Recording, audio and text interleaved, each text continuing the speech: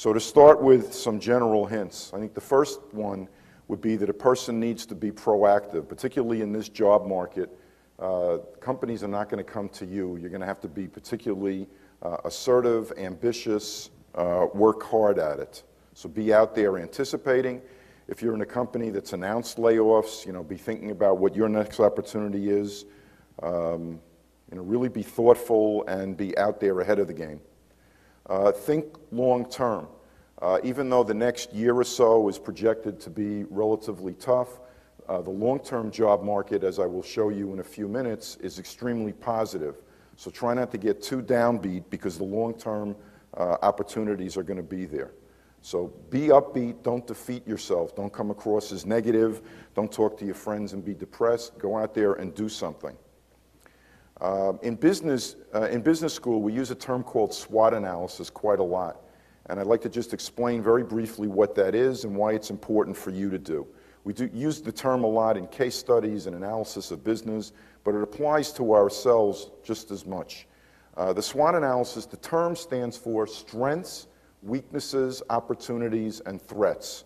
Strengths and weaknesses are things that are internal to us. So in doing this analysis, which I believe is really important, what are the things that we do really well? Are we a people person? Are we a numbers person? What is it that we manage people well? What are the strengths that we have?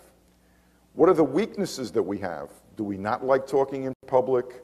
Do we not like working with figures? What are the weaknesses that we have? Can we identify them and understand them and perhaps look to improve them? And then the second part, which is opportunities and threats, what opportunities do we have out there? What are the types of things that we'd like to do and what opportunities exist for us to do them?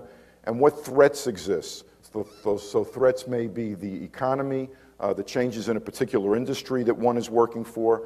So I think it's very important to do this analysis of ourselves, to be as honest in a reflection of ourselves as possible.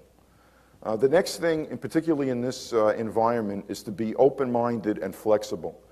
It's important not to fixate on a particular job, but to be open-minded in terms of that SWOT analysis that hopefully we're doing. So we need to be particularly open-minded now. We need to be realistic.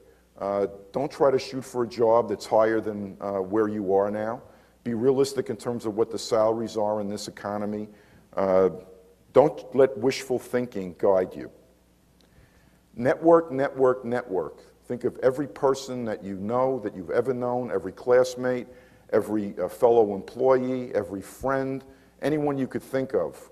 Look on Facebook, anywhere, to try to identify people that might be helpful in the job search. Be very careful with how you use Facebook and MySpace. It is a wonderful asset if it's done in a professional manner. But there are a lot of companies now that go to Facebook and they see people at beer parties and doing kind of silly, college-level things, and that turns them off. So really be professional with the way you use Facebook and MySpace. Do research on job opportunities. That's part of what we're here tonight for, is to just don't assume that something's going to fall into your lap. Do active, aggressive research on industries, companies, types of jobs. Have your resume and cover letter reviewed by other people. Don't assume that the resume that you write is the greatest resume of all time. Let other people look at it. Let professional people look at it.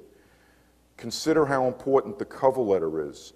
And in this environment, it is, unconscionable to have a cover letter that says, "Dear Sir or Madam," all right? We need to do our research. We need to personalize. We need to show our strengths as they apply to a particular company.